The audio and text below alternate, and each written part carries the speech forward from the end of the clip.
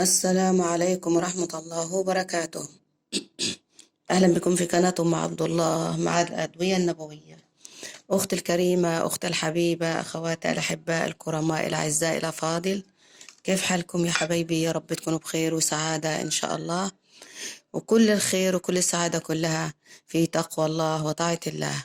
ولست أرى السعادة جمع مال، ولكن التقي هو السعيد. أختي الكريمة، أختي الحبيبة، أخواتي الأحباء الأعزاء الكرماء الأفاضل، إن شاء الله النهاردة حبايبي هنتكلم عن فوائد العدس. وقبل يا حبايبي أن نبدأ سمعان هذا الفيديو، فلا تنسوا الاشتراك واللايك وتفعلوا زر الجرس ليصلكم من كل جديد إن شاء الله بأمر الله سبحانه وتعالى، بعد الصلاة على النبي صلى الله عليه وسلم. هنتكلم أخواتي الأحباء عن الخطوة الأولى، عن العدس. أولا، العدس مذكور في القرآن، مذكور في القرآن، وهو من البقولات، وفيها بروتين نباتي وفيه بروتين نباتي. ما هو بروتين حيواني؟ البروتين الحيواني في اللحوم، هنا بروتين نباتي في البقول. هنتكلم عن الخطوة الأولى، فوائد العدس.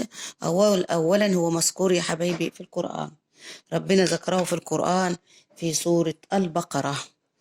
قال ربنا سبحانه وتعالى: ذكر الرحمن في كتابه الكريم في قوله تعالى: وإذ قلتم يا موسى لن نصبر على طعام واحد فادع لنا ربك يخرج لنا مما تنبت الأرض من بقلها وكثائها وفومها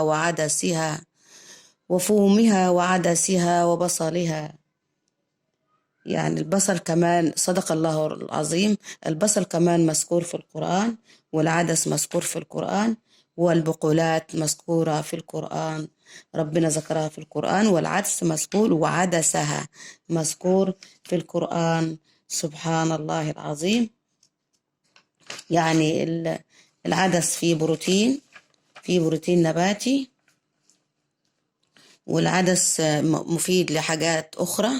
يعني العدس ده بنعملوه في الكشري، وده بنعملوه في الشوربة، شوربة عدس بتبقى كمان في الشتاء حلوة، يومنا في مفيد جدا في الشتاء، ومفيد في أي وقت، وفي بروتين. وفي مثل بيقول إيه: إذا غابت لحمتك عدس، معناها في بروتين زي اللحمة يعني.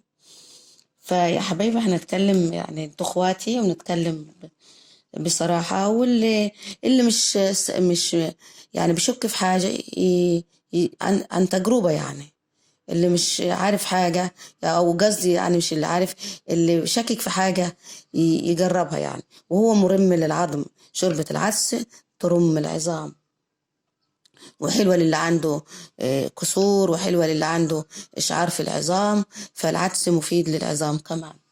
فيا حبايبي، دقيق العدس مع العسل مفيد جدا لعلاج أمراض الكلى. دقيق العدس مع العسل النحل مفيد جدا لعلاج أمراض الكلى. وقشر العدس يكافح الإمساك وإدارة البول. وقشر العدس يكافح الإمساك وإدارة البول. العدس يسكن الحرارة ويزيل بقايا الحمى. العدس يسكن الحرارة ويزيل بقايا الحمى. منقوعه يسكن السعال وأوجاع الصدر. منقوع العدس يسكن السعال وأوجاع الصدر. منقوع العدس يسكن السعال وأوجاع الصدر. والعدس موجود في البقالة وعند العطار، وموجود في السوق وفي السوبر ماركت فيه، وفي أي مكان تلاقيه، صيف وشتاء. ويعني هو كمان مفيد كمان في الشتاء. بقول لك إذا غابت لحمتك عدس، فالعدس مفيد، وفيه بروتين، في بروتين زي اللحمة، بس ده بروتين نباتي، اللحمة بروتين حيواني. وده قدامكم أشياء بسيطة وأشياء سهلة. وإذا مرضت فهو يشفين، والشافي والله رب العالمين. وربنا يشفينا ويشفي مرضى المسلمين، آمين يا رب العالمين.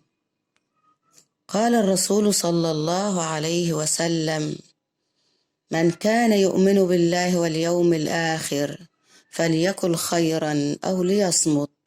صدق رسول الله صلى الله عليه وسلم.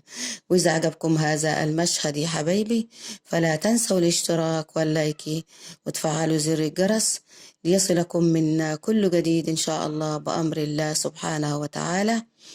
ويا ريت تشجعونا وتدعمونا بالاشتراك ليصل دعوى الله ودعوى رسول ثم دعوى رسول الله صلى الله عليه وسلم إلى كل بيت بأمر الله إن شاء الله سبحانه وتعالى. والسلام عليكم ورحمة الله وبركاته.